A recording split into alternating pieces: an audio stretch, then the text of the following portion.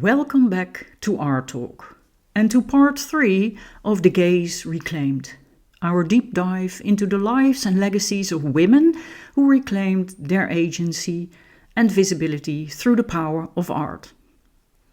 Last week we followed the extraordinary story of Artemisia Gentileschi, a painter forged in trauma and defiance, who painted women not as muses but as forces.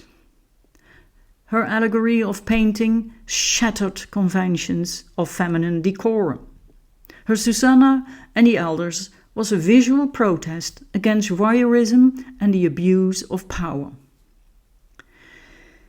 Today we meet another prodigy, less famous, no less phenomenal. Elisabetta Sirani. She was born in Bologna in 1638 and, like Artemisia, took up the brush not simply as an artist, but as a woman reshaping history. I, Elisabetta Sirani, was born on Friday the 8th day of January, between the 6th and 7th hour, 1638, and was held at the baptismal font by the most illustrious senator, Signor Saulo Guidotti.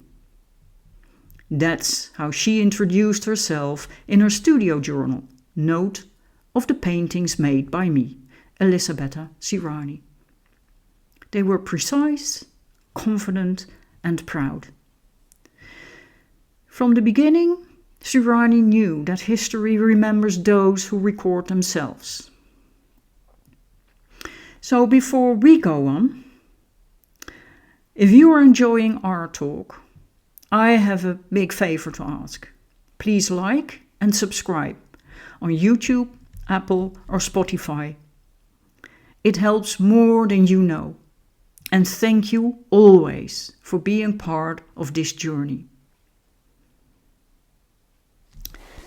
So let's continue with the art and the artist who dared to lead. Sirani was born into an artistic household.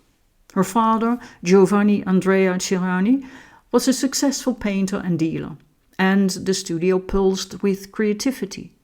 Still, it wasn't a given that Elisabetta would become a professional.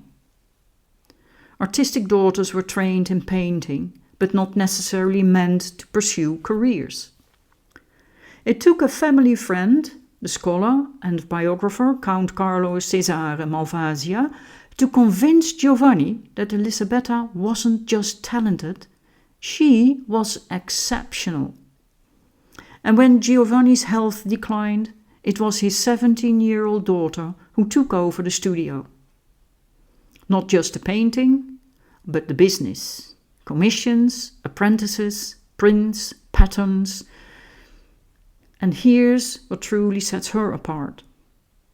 Elisabetta Sirani was the first woman to open her studio specifically for women.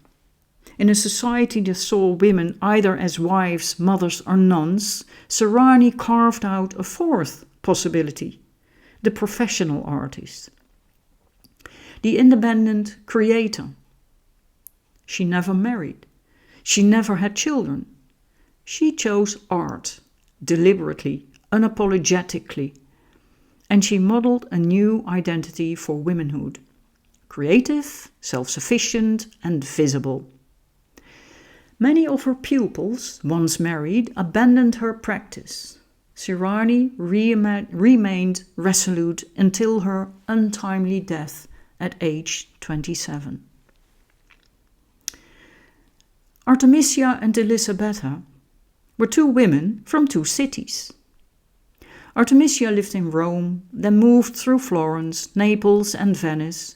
She married, had 5 children, endured assault and fought publicly for her artistic legitimacy. Sirani, by contrast, was not forced by personal tragedy. She lived and worked in Bologna, a city unusually supportive of women's education and artistic participation.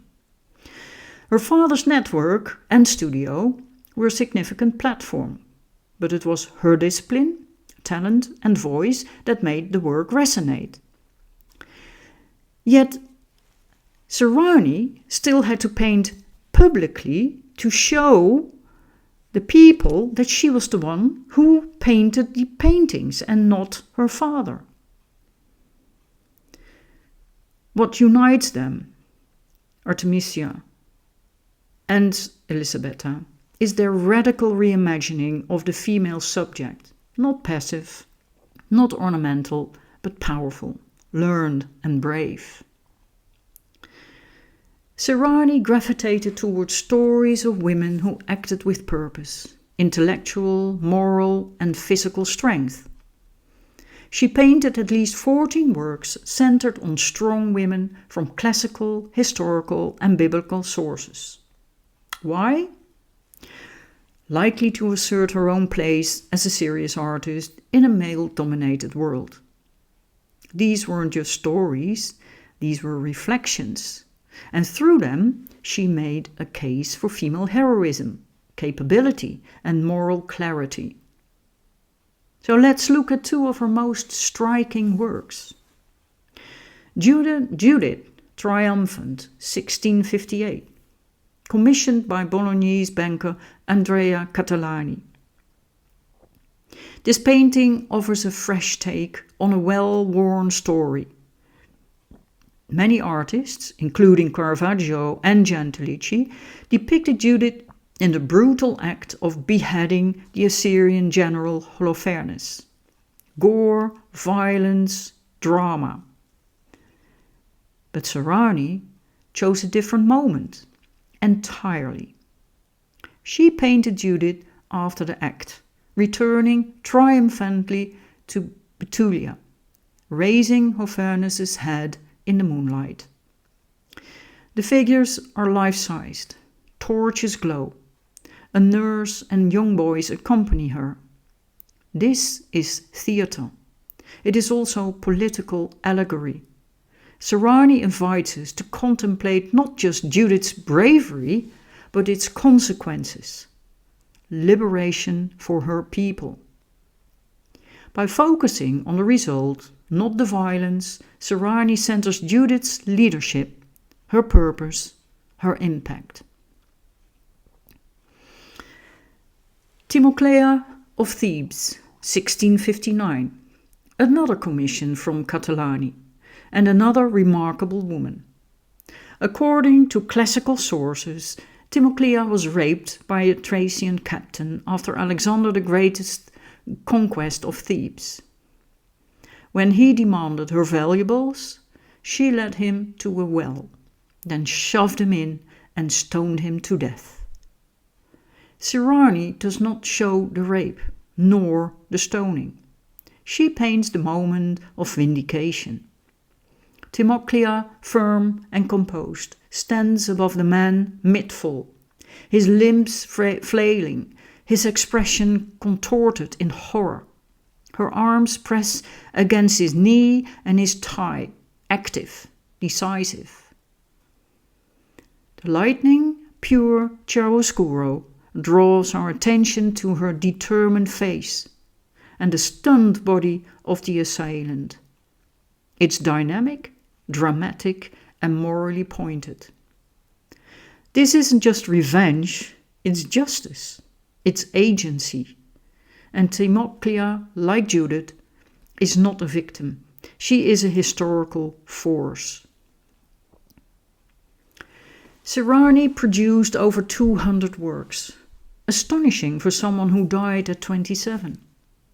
Among them are numerous self-portraits, including her self-portrait as a saint, 1658, the introspective self-portrait in red chalk and grey ink, 1662, Allegory of a Painting, self-portrait, 1658, and self-portrait painting of her portrait of her father in 1662.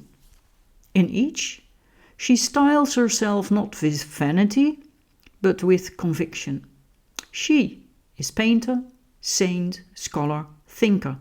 Her identity is not performative, it is deliberate, multi-dimensional. And though she left us too soon, her legacy lived on through the many women she trained, the collectors she impressed, and the stories she rewrote with her brush. Let's look at the prompt this week. The reflection is simple. Take a mirror. Look at yourself. Can you see the outline of a story in which you are powerful, determined, heroic? Sketch that. Sketch yourself with your head held high, with eyes that burn through doubt, with hands steady and brave. Make this a habit, a small act of reclamation, a visual affirmation that your story matters too. And if you'd like a little guidance, check the link in the description for a free visual journaling guide to get started. Next week, we journey to a very different time and place. Edmonia Lewis, the first African indigenous American sculptor to gain international recognition. From Ohio to Rome, she chiseled her way through stone and stereotypes. Until then, keep reclaiming the gaze. And thank you for being here.